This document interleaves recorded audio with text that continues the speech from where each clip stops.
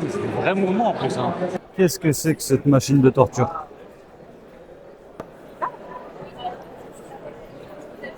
Alors, je vous emmène aujourd'hui à Vivatech 2026 à Paris. Donc là, actuellement, on est à la gare de Lyon-Pardieu à Lyon, puisque j'habite à Lyon du coup. Et on se dirige tranquillement vers notre train qui est à 7h04 du matin. Ouais, j'ai dû me réveiller tôt, ouais. Et donc, on va aller à Paris voir ce qui se passe à Vivatech. Vivatech, pour information, c'est l'événement le plus gros d'Europe concernant les startups, la tech et l'IA, bien évidemment. Donc, on va voir ça ensemble. Du coup, là, sur le quai du train, on se dirige tout droit. Hein. Je vous retourne l'écran. Je vous retourne la caméra, désolé.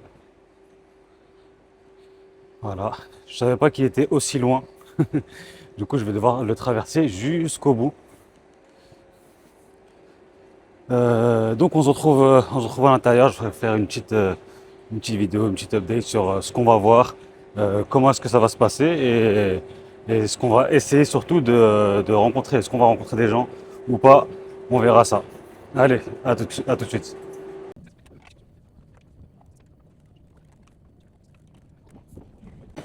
Donc, arrivé à Gare de Lyon à Paris du coup. Et je suis en train de me diriger vers mon Uber qui va m'emmener à Paris Expo directement. Enfin, bon, à Porte de Versailles, Paris Expo Porte de Versailles, pour le Vivatech.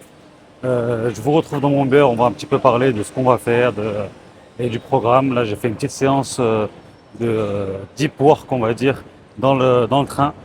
Enfin, je travaillais pas mal sur les choses, j'avais des prestations aussi clients à terminer, à finaliser. Et on se retrouve du coup dans le Uber ou alors peut-être que je vais prendre un petit café aussi à la gare parce que là je suis un petit peu fatigué. Ok, bah du coup je suis en train d'attendre mon Uber là qui va arriver d'une minute à l'autre. En attendant, on va parler un petit peu de ce qu'on va voir. Du coup, Vivatech, la plupart des choses qu'on y retrouve, c'est tout ce qui concerne l'intelligence artificielle en général, la tech également, les startups, tout ce qui est nouvelle technologie, on va dire. C'est pas vraiment la DA, on va dire, la direction artistique en Europe, parce que généralement l'Europe est beaucoup sur la réglementation. Moi, enfin, vous le remarquerez, je suis très, comment dire, je suis assez remonté contre toutes les décisions prises par nos dirigeants concernant l'IA, les nouvelles technologies, etc. La plupart des cerveaux s'enfuient, fuient l'Europe justement pour aller vers des destinations comme l'Amérique, donc qui leur ouvre grand les bras justement à nos cerveaux pour qu'ils puissent développer leurs projets. Nous ici, on leur pond des réglementations, on pond des choses voilà, qui nous mettent des bâtons dans les roues. Clairement, aujourd'hui, on a un gros retard sur l'IA, gros retard sur la tech.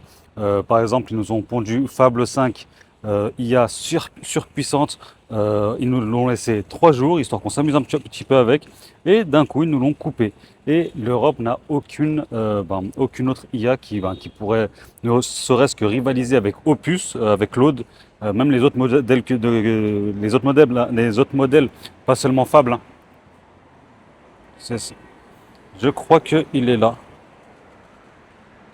Je crois que c'est lui. Bleu Toyota. Ah non, c'est pas lui. Non, c'est pas lui. Ouais, c'est ça. C'est tout bon. Là, je suis. Il y a mon Uber. Je vais monter dedans.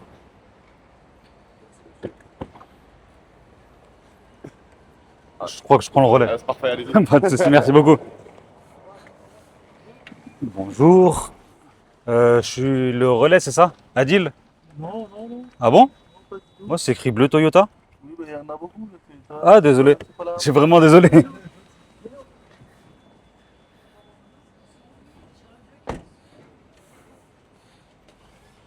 Eh ben, je me suis trompé. Allô? Oui, allô? Oui, bonjour. Je suis. Ah, vous êtes arrêté vers le feu, c'est ça? D'accord. Ah, désolé, je suis monté dans une autre qui vous ressemblait en fait. Enfin, dans une autre voiture. J'arrive là. Il y a le bus derrière vous. Ben, moi, je suis juste là. À tout de suite.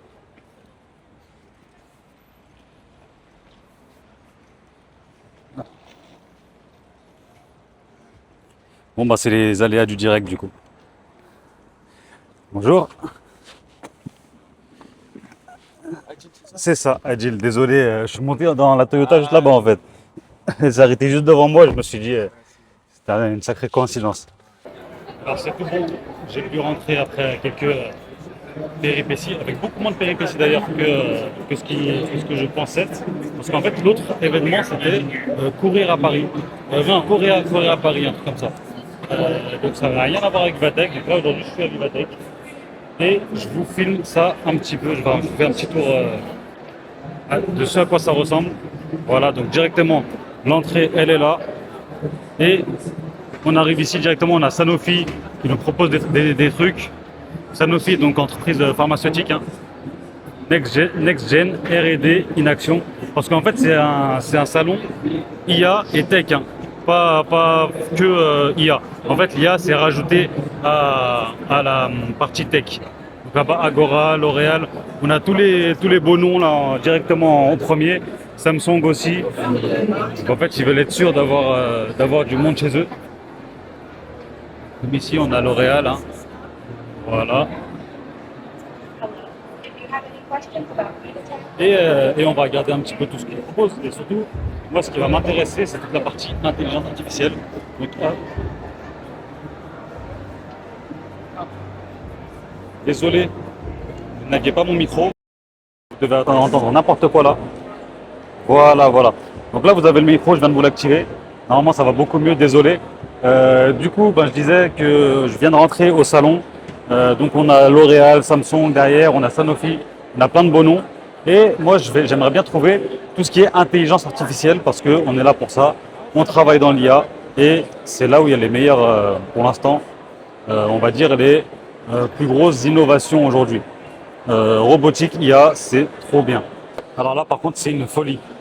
Là, il y a l'ordinateur quantique de IBM. Je vous montre ça, pardon. Je vous montre ça tout de suite. Hop là. C'est ça.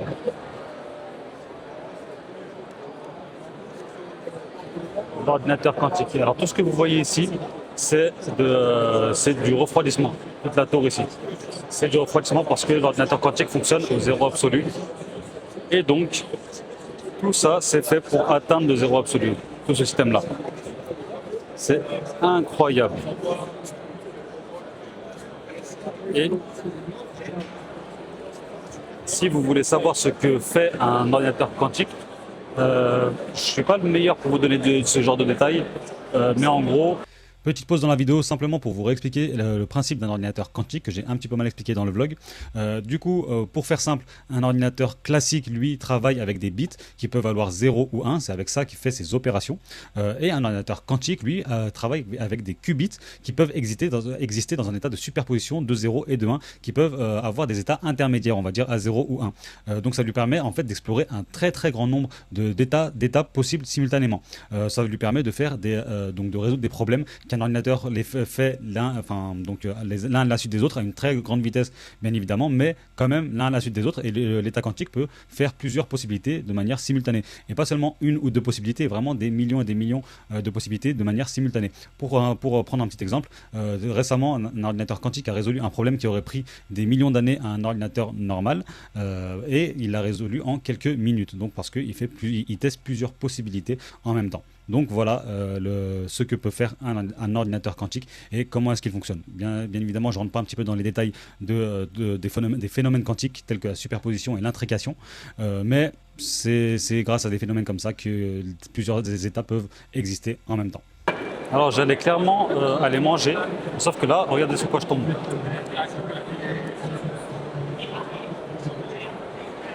Le petit robot casseur de télé. Bon, là, il y a un regroupement. Je ne sais pas exactement ce qui se passe, mais on va regarder ça. Ah, ça doit être les robots. Ah, bah oui, on les cherche depuis tout à l'heure. Du coup...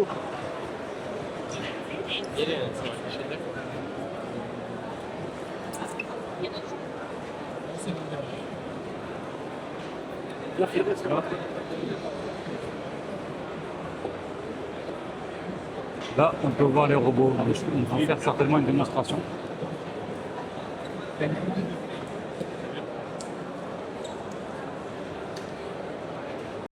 Du coup, je vous dézoome un petit peu. Donc là, on est devant le stand des robots et ils vont faire une démonstration. Donc c'est Unitree qui fait une démonstration de robots. Regardez. Ah, mais c'est carrément des robots de combat. Attendez, oulala, il faut que vous voyez ça. Et ils sont ici. Ah, il est ici. Une petite démonstration. Voilà.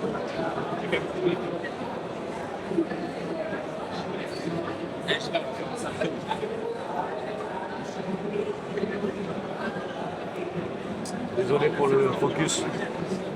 Je suis pas tendu. Ok. D'accord, carrément. C'est des vrais mouvements en plus. Hein.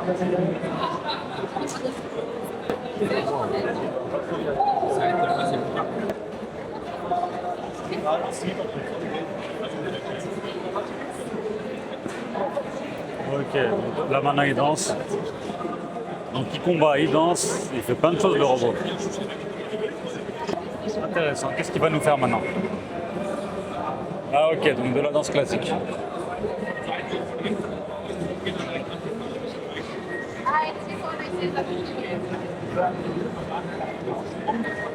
Du coup là maintenant moi je vais monter à l'étage et je vais regarder ce qui se passe. Parce que je ne suis pas encore monté et il me semble qu'il y a quelque chose. Il y a un 7.2 et 7.3. Là comme on peut le voir juste ici. Là. Donc il y a une autre partie qui se passe à l'étage, on va regarder ça. Oui, comme par hasard, ça serait trop sympa que l'escalator fonctionne. Donc l'escalator ne fonctionne pas. On monte à pied comme ça. Ah ouais, mais en fait, j'avais rien vu. J'étais que au rez-de-chaussée. Et déjà, je trouvais ça grand. Et c'est sur 3 étages en fait, c'est sur 3 niveaux. Enfin, rez-de-chaussée, premier étage, deuxième étage. Ça, c'est incroyable. Et du coup, ici, qu'est-ce qu'on a? Ici, on a la Business Plaza, Outdoor Food Area, Founder Arena. Oh, super, hein? Bon, on va aller regarder tout ça. En tout cas, on a des entreprises comme La Poste, comme la SNCF ici, Microsoft, droit devant nous. Microsoft juste ici. Et on va regarder ça. Là, c'est plus des entreprises un petit peu plus traditionnelles, j'ai l'impression. Donc, il faut voir un petit peu ce qu'ils proposent, ce sont des innovations technologiques plutôt, est-ce que ce sont juste une sorte de forum des entreprises. On va regarder ça. En tout cas, là, il y a un robot chez La Poste, un robot pour trier des enveloppes. Ok, il fonctionnait juste avant. Dommage. Tu veux que je t'explique un petit peu? Pas de souci, allons-y. Alors en gros c'est un petit jeu entre la machine et l'homme Ouais. sur une épreuve de tri de courrier. Donc il y a 30 enveloppes pour l'homme, 30 enveloppes pour la machine. Ok. Et il faut trier au code de tournée. Donc la tournée c'est quand le facteur il fait maison par maison. Donc tout son trajet en gros qu'il va faire. Donc c'est un code. Pour trier celui-là, alors on va voir la ville d'abord, l'adresse. Et l'adresse, il y a un code associé qui correspond à une des 16 cases qu'il y a là. Et le robot, lui, il fait pareil. Sauf que lui, il a un téléphone qui vient prendre en photo les adresses. Ça envoie une IA détection de texte, OCR. Et ça correspond à un code bataille navale qui correspond à une des 16 cases. Et ensuite, c'est traduit au robot pour qu'il fasse la trajectoire et trier tout. Du coup, il va beaucoup plus vite. Ce qui prend du temps, c'est l'analyse OCR. Ouais, c'est ça. C'est les trajectoires déjà. Comme il doit prendre ici et aller là-bas. Sur le trajet, l'analyse a été faite, donc c'est plus le trajectoire. En moyenne, il trie le courrier en 2 minutes 26 à peu près, les 30 enveloppes. Et l'humain, il en reste 15 quand le robot a fini. Donc le robot va 2 fois plus vite. Ouais. Sur les débutants. Là, la sortie, c'est à peu près 700 enveloppes par heure. Ah, mais c'est les débutants. Ouais, c'est ça. Les postiers expérimentés, c'est 1000 enveloppes par heure. Mais sauf que les postiers, ils tournent pas toute la nuit. Ils ont Exactement, ils se fatiguent aussi, ils ont leurs humeurs. Le robot, il peut aller plus vite peut-être dans le futur. Oui, après là, c'est pas du tout optimisé. Il est même pas fixé au sol, donc on l'a bridé sa vitesse. Ouais. Non, mais de toute façon, tu prêches un converti. Tu prêches un. Ah, c'est pas le but, c'est vraiment un convaincu, voilà. Et La Poste utilise beaucoup l'IA et tout ça De plus en plus, ouais. Par exemple, pour l'OCR, ça fait longtemps que ça existe, donc là, les données, elles sont méga entraînées, les enveloppes, elles savent lire le manuscrit, elles savent lire les fautes et tout ça, donc sur un problème de détection de texte, il n'y a aucun souci. Okay. Plus sur la vision, du coup, on fait des améliorations. Là, on a un projet avec ce type de bras sur le colis. On a les colis de moins de 5 kilos, les colis qui... Du coup, ben là, on était avec l'alternant de La Poste qui nous a parlé d'un robot qu'il a fait. Donc il y a une analyse, il y a une photo qui est faite des enveloppes, une analyse OCR.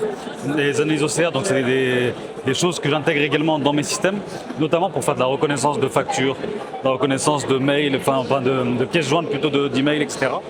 Donc c'est assez intéressant. Et d'ailleurs le traitement est fait. Donc ici son traitement, c'est le robot qui va classer l'enveloppe. Moi, le traitement dans les systèmes que je développe, eh bien c'est par exemple l'analyse et le classement, la saisie d'une facture, la saisie d'un devis, la création d'un devis, etc. par rapport à un cahier des charges, etc. Donc très très intéressant. Ici, qu'est-ce qu'on a? L'IA est un challenge pour la santé mentale des salariés. Ça c'est un sujet, ça. Parce que les salariés sont un petit peu en dépression par rapport, enfin, ils dépriment un petit peu par rapport à l'arrivée de l'IA, mais peut-être que ça peut être un vrai challenge pour eux. Aujourd'hui l'intelligence. Parce que en réalité, l'intelligence artificielle, ça enlève énormément de pénibilité dans le travail. Donc aujourd'hui, il y a beaucoup de personnes qui n'aiment pas leur travail par rapport à la pénibilité de certaines tâches. Et aujourd'hui, l'intelligence artificielle vient résoudre certains problèmes liés à cette pénibilité. Par contre, l'autre côté, on va dire, l'autre face de la médaille, c'est que l'intelligence artificielle peut aller encore plus loin et des fois remplacer certains postes. Et c'est ça que beaucoup de salariés ont peur et ne sont pas trop friands d'intelligence artificielle la plupart du temps. Mais bon, ça peut les aider et aujourd'hui, honnêtement, l'IA, elle permet de pouvoir développer des entreprises, de pouvoir faire énormément de choses avec des coûts très très bas. Ce qui était carrément impossible avant. Avant, si on voulait développer un logiciel, on était obligé de prendre une équipe de développeurs, on était obligé d'avancer des frais, etc. Et c'était pas du tout optimisé pour comme on peut le faire aujourd'hui en réalité. Aujourd'hui, on balance un prompt dans Claude Cowork, Claude Code, etc. Dans Claude Code surtout, et il peut te sortir un logiciel. Derrière, tu vas faire les connexions avec ton serveur. Tu vas faire des connexions avec quelques API, etc. Et tu as un SaaS que tu peux mettre sur le marché, par exemple, que tu peux valoriser si jamais tu commences à avoir d'attraction. Mais voilà, donc l'intelligence, à mon avis, l'intelligence artificielle apporte plus de bonnes choses que de mauvaises choses pour le moment. Après, à voir dans le futur. Bien évidemment, je ne parle pas de tout ce qui est IA pour l'armement. Ça, je trouve que c'est des mauvaises choses, tout simplement. Même si oui, on a besoin d'armement, on a besoin de tout ça. Non, en gros, utiliser de l'intelligence artificielle pour aller cibler pour aller tuer plus de personnes de manière plus facile, ça c'est pas du tout quelque chose que je souhaite. En fait, c'est quelque chose que je regrette surtout. L'utilisation d'intelligence artificielle pour faire des choses aussi mauvaises et tuer des gens, c'est horrible. Et je ne suis pas un naïf qui dit qu'il n'y a pas besoin d'armée, tout ça, etc. Mais en réalité, ceux qui ramassent toujours à la fin, ceux qui se prennent des balles par les drones qui sont pilotés par IA, c'est pas ceux qui ont commencé la guerre la plupart du temps. C'est les citoyens, c'est les enfants, c'est n'importe qui. Voilà. Donc c'est pour ça que moi, l'IA dans tout ce qui est armée, tout ce qui est matériel militaire, c'est pas ouf pour moi. Bon, on reprend la session vlog, sauf que là j'ai pris un autre micro. Normalement ça devrait être un petit peu mieux, parce que lui il a un émetteur, en gros il y a un récepteur et tout. On va voir ce que ça va donner. Et lui il peut vraiment faire de la réduction de bruit en plus. Du coup, je retourne dans le salon. Et je vais peut-être même descendre un petit peu le micro. Parce qu'il n'y a pas trop de bruit, mais je sais que si le bruit augmente, peut-être qu'on ne va pas bien m'entendre. Et je crois que même peut-être que ça sature un petit peu parce que là je vois la barre en train de saturer un petit peu. On verra ce que ça donne. Du coup là je suis au troisième étage. J'ai l'impression qu'il y a pas mal d'entreprises d'Europe. En tout cas il y a des pays d'Europe. Il y a l'Allemagne ici. Ici c'est l'European Cloud AI. Ici c'est quoi? Ah non là c'est le Canada, donc c'est pas vraiment l'Europe. Oh LVMH. On va aller faire un tour chez LVMH. Apparemment ils font de l'IA aussi.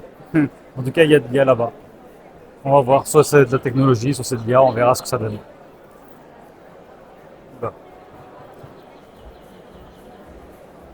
Germany. Oh, c'est quoi ce canon du futur là?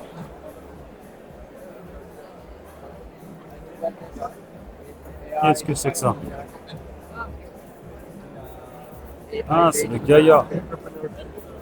Gaia Aerospace Valkyrie. Intéressant. Super intéressant. Donc là, je suis en plein milieu de l'espace Germany. Join the ride. Ok. Là, je pensais que c'était autre chose.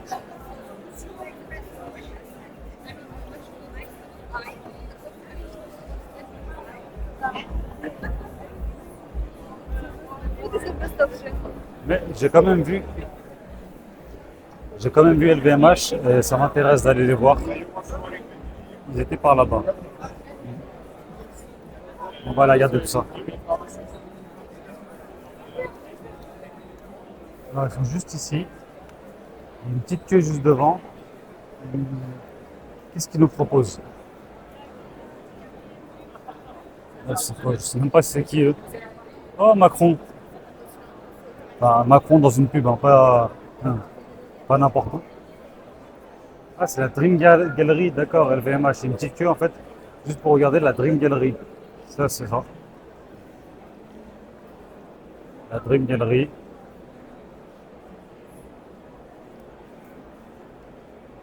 Voilà. Mais non, ça m'intéresse pas du tout, du coup.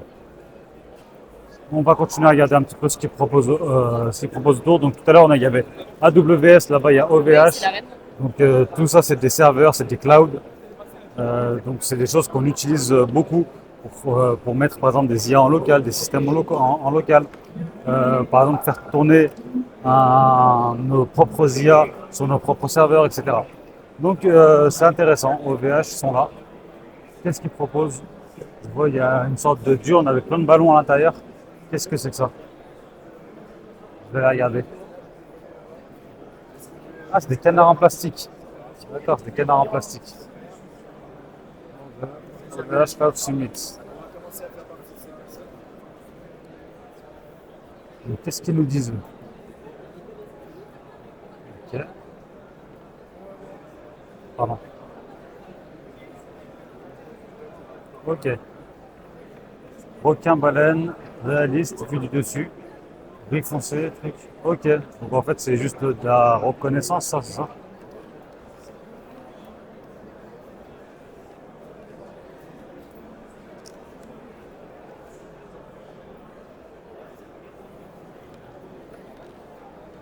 Donc je crois que là, on leur envoie une photo, on envoie une photo au système et il reconnaît un requin-baleine, je crois.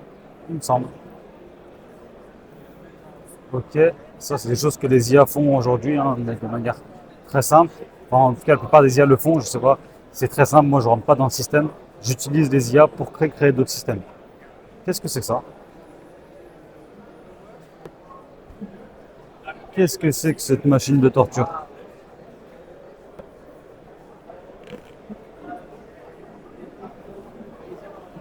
Ok, ben personne ne peut en parler autour, donc on ne saura pas tout de suite ce que c'est en tout cas.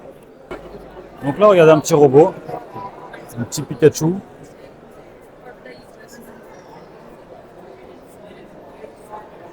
À quoi il ressemble?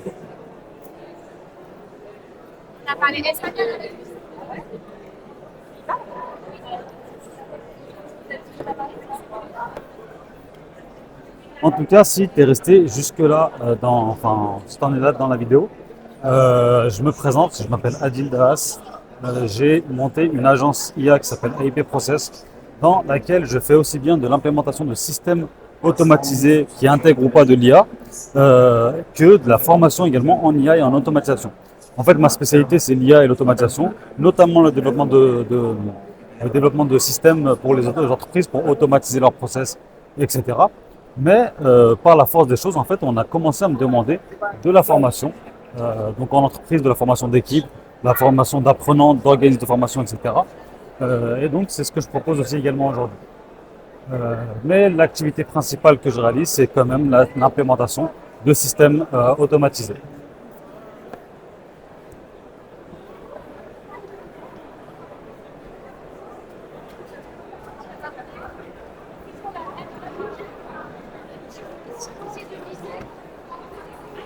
Je suis nul au foot, donc je vais pas essayer. Je vais tout mettre à côté. Mhm. Est-ce que je me ferais pas aussi une petite séance deep work juste après? Parce que en réalité, j'ai mon PC avec moi et j'ai des petites choses à terminer également pour certains clients. Donc peut-être que je vais me trouver un petit endroit pour travailler également. Du coup, je vais me faire une petite séance deep work. Enfin, je vais pas dire deep work parce que c'est dur d'être en deep work alors qu'il y a tout ça autour de nous. Mais je me suis fait une petite séance de travail. Là, je me suis posé sur une table là-bas et j'ai bossé. Enfin, je pense que j'ai bossé une heure et demie. J'avais des choses à finir comme je vous l'ai dit tout à l'heure. Et de toute façon, j'en avais marre de marcher. Du coup, je me suis reposé un petit peu. Ici, donc on est chez la Corée. Et comme vous pouvez le voir, il y a pas mal de robots. Tout à l'heure, ils étaient en train de les faire bouger un petit peu partout ici. Il y avait un robot sur deux roues. Il y en avait un autre, c'était une sorte de petit chien. Donc ouais, c'était vraiment pas mal. J'ai pas pu vous le montrer malheureusement. Alors regardez, il y a encore de la robotique juste ici. Donc là, de la robotique, il joue avec des Lego. Là-bas, bah, lui, c'est un humanoïde, hein. En attendant d'aller dans un prochain stand, j'ai une petite question à vous poser. Enfin, à vous poser et à me poser également. Aujourd'hui, pourquoi est-ce que les entreprises ne s'intéressent pas autant à l'intelligence artificielle qu'elles devraient le faire? Aujourd'hui, on est en 2026, ça commence un petit peu à se faire, mais encore beaucoup trop peu. Aujourd'hui, je travaille avec des clients. Enfin, si je travaille avec eux, c'est déjà qu'ils se sont un petit peu réveillés. Mais il y en a d'autres avec lesquels je suis encore en contact, je ne travaille pas vraiment avec, mais qui ont une manière de travailler extrêmement manuelle et qui ne veulent pas changer. Et c'est pas demain la veille qu'ils vont changer. En fait, ils ne voient pas, pour l'instant, c'est pas qu'ils voient pas l'intérêt de passer à l'IA, c'est que, c'est pas, en fait, on passe pas à l'IA, on intègre de l'IA derrière. Mais c'est pas qu'ils ne voient pas l'intérêt, c'est qu'ils ne veulent pas le faire tout simplement. Ils font du chiffre d'affaires sans ça et ils se disent que ça leur suffit. Ou alors, c'est même pas forcément ça leur suffit, c'est que j'ai l'impression que des fois ils ont peur que ça change tellement leur business qu'ils en perdent un petit peu les pédales. Là je vais vous montrer un petit robot. Petit robot qui est en train de faire la cour, je crois. Qu'est-ce qu'il fait?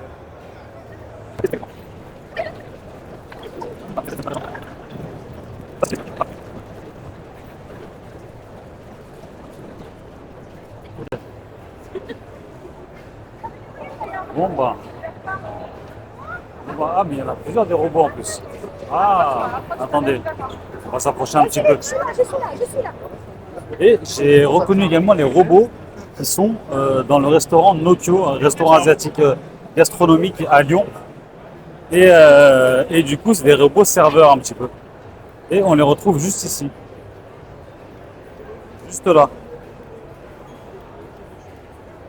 Donc lui là-bas, c'est pas le serveur, mais celui qui est juste à côté, oui. Attendez, je vais y aller. Voilà, celui-là. Donc on les retrouve pas mal dans les bowling, dans les restaurants, des trucs comme ça. Et ils viennent servir tout simplement. Attendez, pardon. Ils viennent servir tout simplement les repas. Attendez, il y a un concert là-bas. Waouh, ça se passe. Attendez, je vais essayer de mettre la Osmo Pocket en haut, mais je promets rien parce que tout le monde est très grand là, il y a du monde, hein. Je vais essayer de me frayer un chemin, me trouver quelque part. Ah, voilà, peut-être que ici.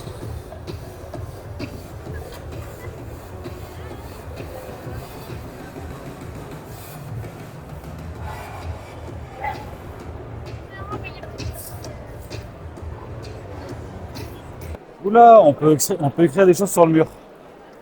Je crois que je vais écrire AIP Process, hein. Regardez. Là, on peut écrire des petits trucs sur le mur. Eh bien, moi, je vais aller écrire AIP Process, comme ça, il y aura mon entreprise qui sera quelque part.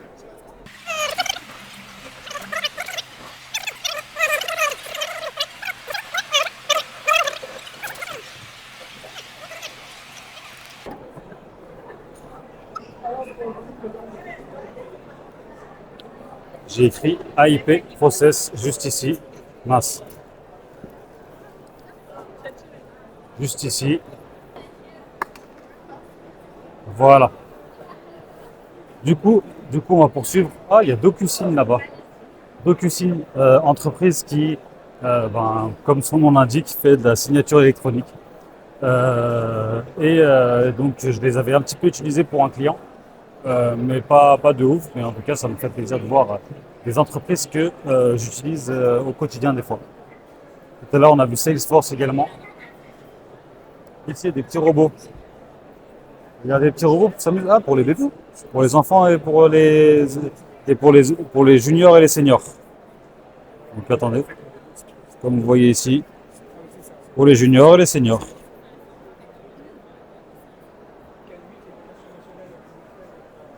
Alors, Design in France, robot for good helping humans in their daily lives.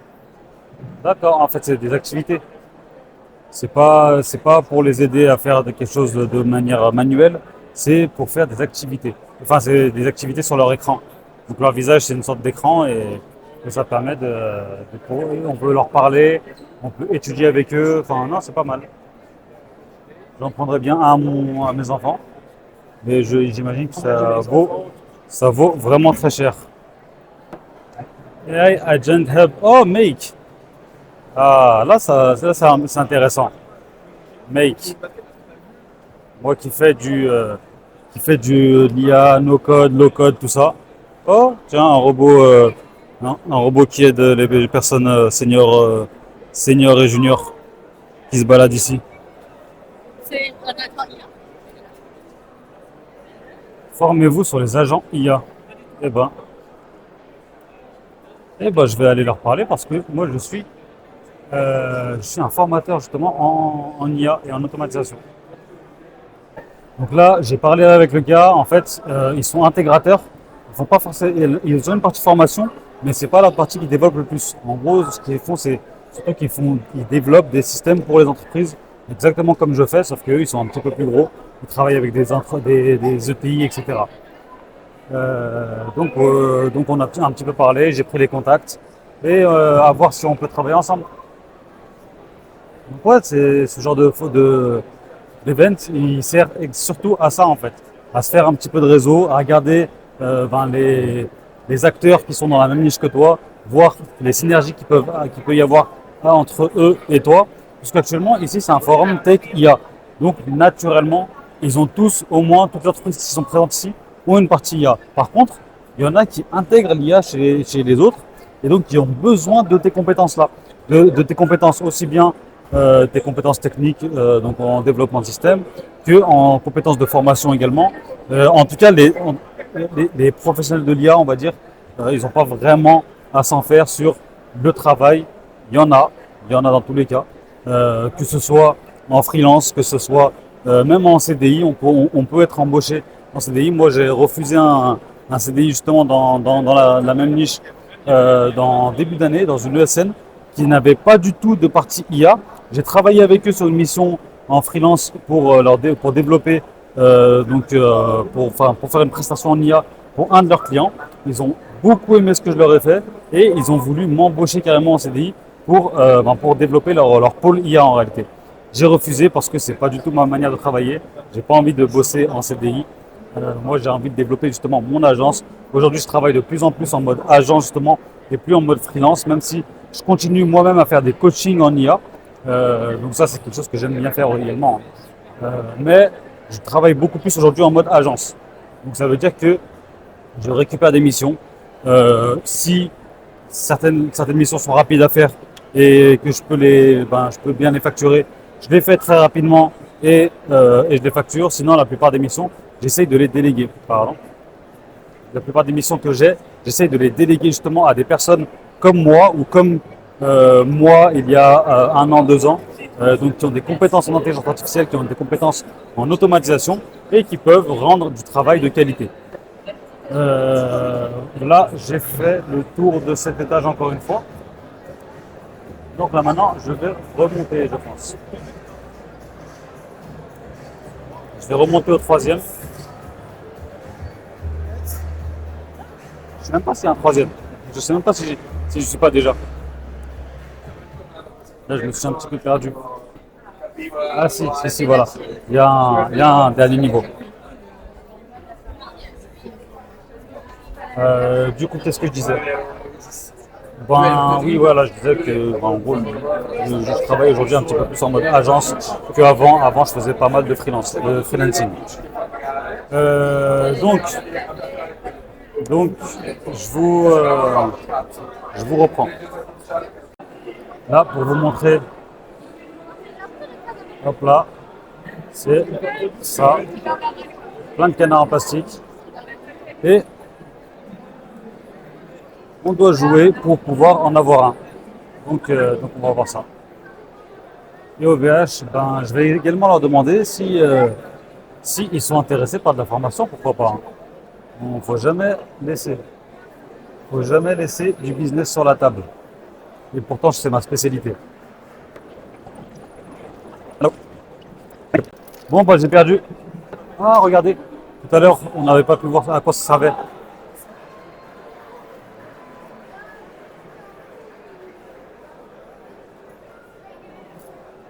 C'est une sorte de chute libre.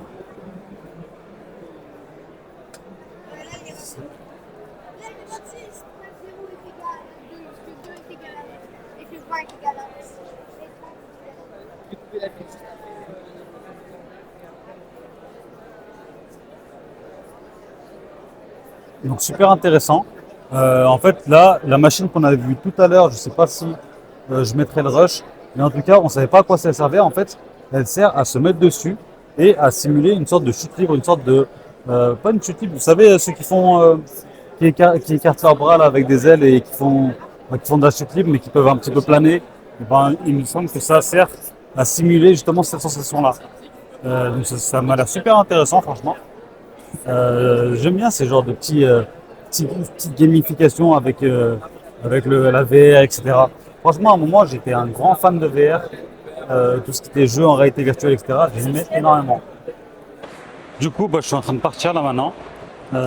Donc j'ai pris pas mal de contacts, oula, j'ai pris pas mal de contacts dans certains stands donc, qui ont besoin de formation, qui ont besoin de développer des systèmes, en tout cas aussi d'intelligence artificielle et des systèmes aussi tout simplement automatisés.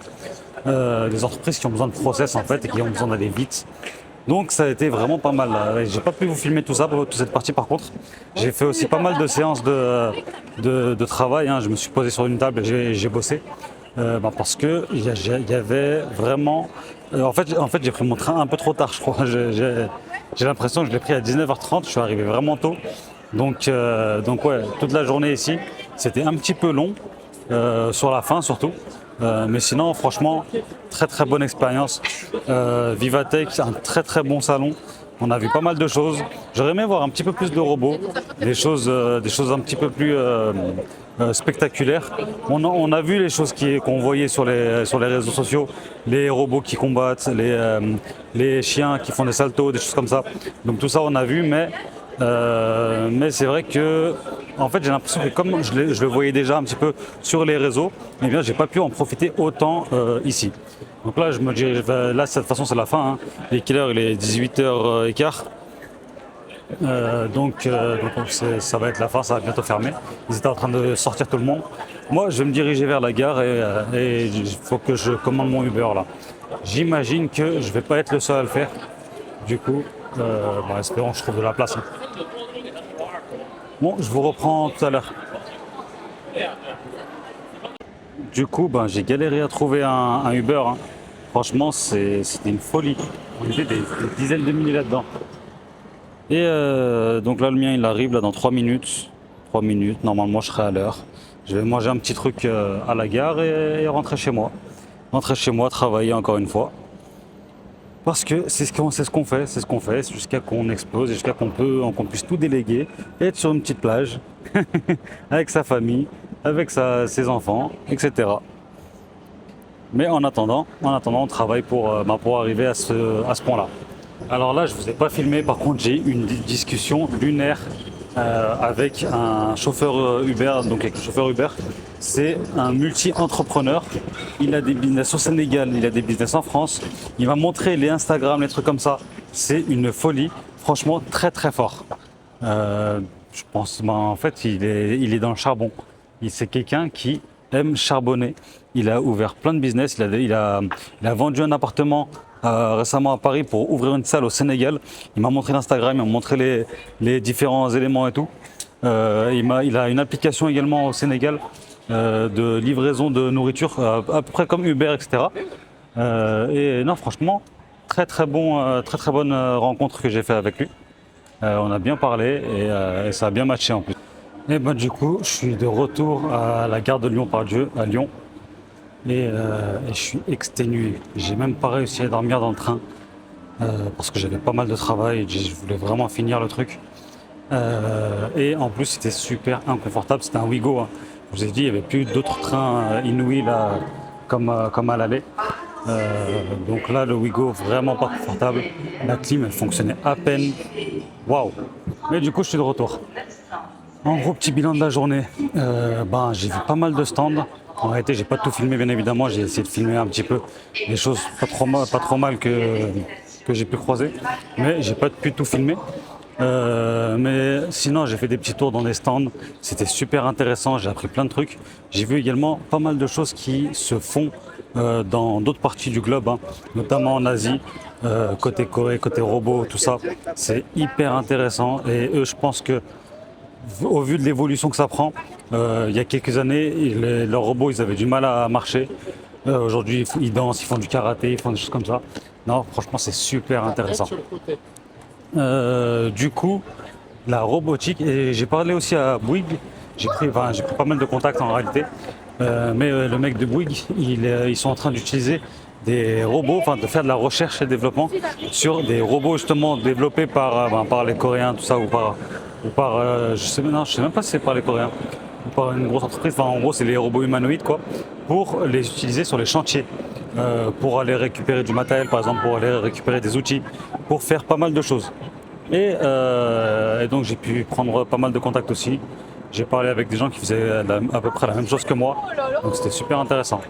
Mais ce qui est super intéressant aussi dans ces moments-là, dans ces events, c'est qu'on voit en fait qu'à notre échelle, enfin en tout cas que moi je vois qu'à mon échelle, ce que je fais c'est vraiment tout petit par rapport à tout ce qui existe dans le monde de l'IA, dans le monde de la tech. Vraiment, j'ai vu des entreprises qui étaient spécialisées dans des choses, dans l'eau. Il y en a qui étaient spécialisés dans l'eau, mais qui faisaient une sorte de traitement avec l'IA de l'eau, etc., pour que ce soit une meilleure eau, pour que ce soit, ou alors créer une sorte de biomasse avec toute la chaleur qui est dégagée par les data centers. Non, franchement, c'était super intéressant. Et on voit vraiment qu'on fait des choses qui sont pas toujours. En fait, des fois, on pense qu'on a un business qui est compliqué, etc. Mais quand on regarde un petit peu ce qui existe, on se dit que ouais, ça va. En fait, il y a de quoi faire. Nous, on est encore à une petite échelle. Mais dans tous les cas, on va grossir et on va regarder ce que ça donne un petit peu plus tard. Mais c'est inspirant. Franchement, c'est inspirant. On croise plein d'entrepreneurs, plein de gens qui sont passionnés par leur taf. Enfin, quand je dis leur taf, c'est la tech, l'IA, leur domaine, quoi. Donc ouais, j'ai trouvé ça super. Je vais pas redire encore que c'est super intéressant, mais en tout cas j'ai bien aimé. Mais par contre je suis exténué là. Là c'est un truc de fou. Je suis mort. Donc là je vais rentrer. Honnêtement, je vais manger un coup, je vais dormir direct. Enfin non, je vais prendre une douche. Je vais prendre une douche parce qu'il a fait super chaud aujourd'hui et du coup. Et juste après, je vais prendre une douche et je vais me coucher directement. Et je vais dormir jusqu'à demain, la même heure qu'aujourd'hui, là. Non, en vrai, je vais essayer de faire une grasse matinée. Du coup, je vous laisse et je vous dis à la prochaine. Merci d'avoir suivi ce vlog. Je vais essayer de compiler un peu, de faire les bonnes choses, mais merci d'avoir suivi, d'être venu avec moi pendant toute la journée. Et je vous laisse.